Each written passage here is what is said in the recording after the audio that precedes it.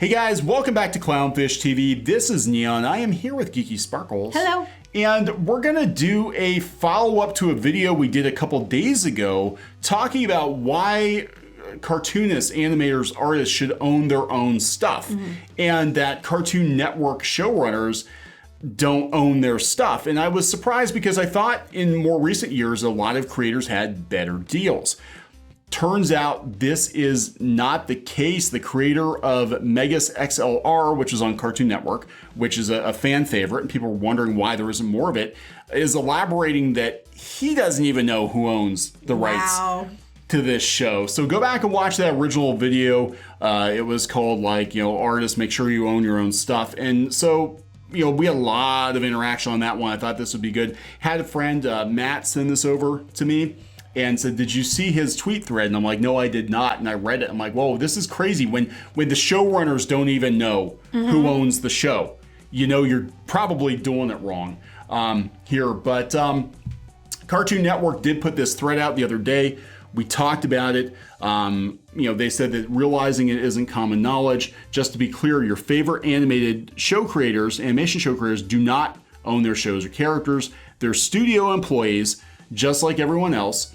One of the few success stories was, South Park. They did have an ownership deal. So I thought that possibly everybody did, at least current year. I know that in the 80s, 90s, that wasn't the case, but I thought, maybe Rebecca Sugar from Steven Universe might have. I honestly thought she did. Yeah, because that's all her concept. It was all her stuff. It wasn't like there was a think tank sitting around. They came out. It was like her stuff. She did a pilot. They picked it up.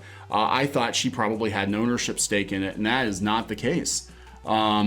So if they want to reboot it and make him, buff Steven in 10 years with, and make him blonde and buff all blonde that, Steven Universe. And gender bend everybody, they can totally do that because they have the rights to do it.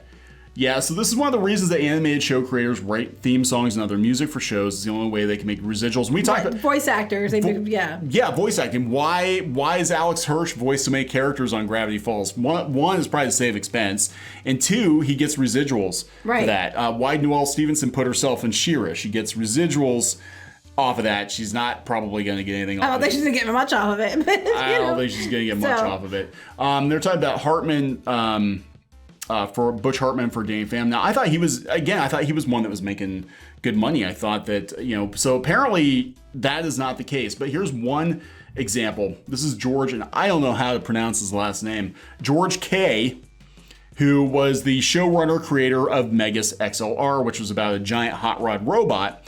And a lot of people like this show. They keep bringing up this show as an example of, when Cartoon Network gets it right and then they pull a show off the air and then it disappears. I honestly have never seen the show. Really? Yeah, I never saw it. I used to watch it.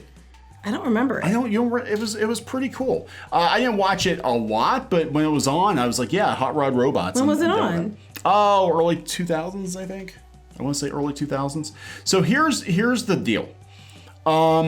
He doesn't even know who owns the show, and people are asking him about it making a comeback, and he's like, it can't for legal reasons. So let's read this. He said he's been getting a lot of questions because of this coming up, I'm sure is why he's getting it. Been getting a lot of questions regarding Megas XLR coming to streaming back for more seasons. Too long didn't read it. It's not, but here are the facts as I understand them. He's not even clear on it. Okay. I do not own the rights. My partner and I do not own the rights. Cartoon Network does. Cartoon Network is owned by Warner Brothers Pictures, which is owned by AT&T, I think. We were told many years ago that Cartoon Network wrote Megas XLR off as a tax loss. And as such, they can't make any new money off the IP. Yeah, well, that doesn't surprise me. So they're just like, yeah, we're just going to write that. So how many Cartoon Network shows are basically write-offs, and they're like, yeah, this is dead to us. So let's sum this up. People they put their heart and souls into it. They come up with these characters, come up with these shows, create the whole thing, and then they sign it. They get a deal with somebody, not realizing, or they did realize it, that they're not owning it anymore, and then they can never ever go back and do anything with it ever because it got written off as a tax loss for them. Yeah, that's all you are. You're just a line item on a spreadsheet. Any new deals or new money generated would create some sort of tax issues, and as a result, Cartoon Network has completely tanked the IP. I'm not even sure they know it's in their library. Jody and I have no say in how Megas XLR is handled, reboots, re-releases, more seasons, etc., as it's not ours.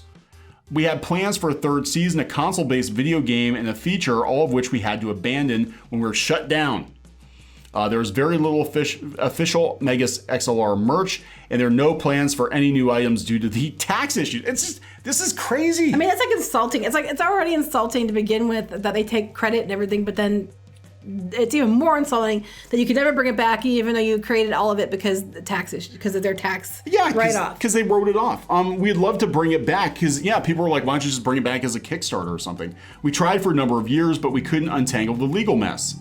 We'd love to bring back Megas XLR. We tried for a number of years, and we just couldn't untangle the legal mess. We can't buy the rights back as it would cost millions. I was going to say, why can't they buy the rights back? Cost millions. Okay, let me get this straight.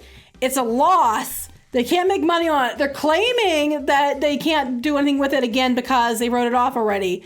But they can't buy it back because it would cost them millions. How much do they effing write this thing off for? Well, I mean, look, one episode of an animated show can be hundreds of thousands of dollars, if not $500,000. Yeah. And you figure all this out. They're probably like, okay, fine, we'll sell it to you for what we paid for it. If we sell after they already made money off it and everything else. Right. So and they got the tax break. Right. So they're out nothing. These corporations never lose. They always find a way to come out. You can go out, you can run a business into the ground and actually be better off than if you just tried to salvage the business, and that's what they do.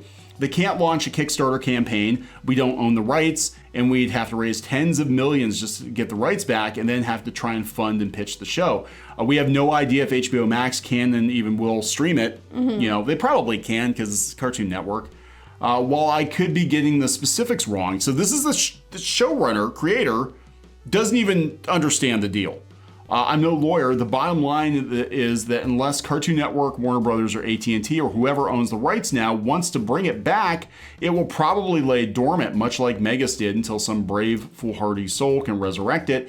I'd like to add how stunned and humbled we are that our 16-year-old show about nerds, gamers, and anime mech fans, basically us, found such an overwhelmingly positive global response. Thank you all for digging giant robots as much as we did. And for those asking, it is available for purchase on iTunes. And no, we don't even get a cut of that, but at least you can watch it at a pretty good resolution. So they don't even get a cut of so Steven Universe 10, 15 years from now probably isn't going to make Rebecca Sugar any money. Yeah. So, I mean, this is what we're telling you. You have to be careful because the way it's set up, some people get good deals and some people don't. And I mean, it might seem like a great, I'm going to get out there. I'll use this as a loss leader to get onto something else, but you might not ever get onto something else. Yeah, that's just it. I don't know what he's working on now, if he's working on anything else. Oh, director of story at Blizzard. Okay, so he works for Blizzard now. Yeah, I mean, it's just, it's crazy. It's absolutely crazy how this works. And, everybody's lining up for a deal, but it's like, you might just get your paycheck and that's it. At the end of the day, those who have money are going to make more money. And then the people that do all the work end up like this. I think that I would like to think it might change because we are getting more and more content creators that have, you got to remember, when this show was on the air, you really didn't have... you didn't have YouTube and all that. Yeah, you didn't have a way to build your own platform like that on social media. So if you wanted to get anything produced, you had to go through the system to do it. Yeah, but they saw you coming and took everything. Yeah. It's a load of crap and it's wrong. Yeah, I'll be completely honest. I thought that the deals had changed. I thought that in the last couple of years, especially, when they make such a big deal about individual showrunners, because back then you didn't know who worked on these shows for the most part. Sometimes they get a credit or something on the title screen, but you didn't know who was working on the show. And I thought in the last couple of years, maybe because they keep promoting individual showrunners, that maybe it has changed. I guess not. Maybe some places have better deals, but... Well, now they're saying they all want to go all in on animation. Netflix is doing that too. They want more family animation. And it's like, well, unless the deals are better, people might, not want to sign on. Yeah, there's that too, because you can go out to YouTube and you can make money on YouTube doing animations, just little animations yourself. Might not be as slick as something like this, is bankrolled by Cartoon Network, but you get to keep it all. So I don't know, very interesting stuff. Just thought we'd do a follow-up to that other video because we had so many people interested in asking questions, and I just saw this last night. So okay. All right, we're going to wrap this one up? Yep. Okay, so please subscribe for more pop culture news, views, and rants, and we'll talk later. Bye.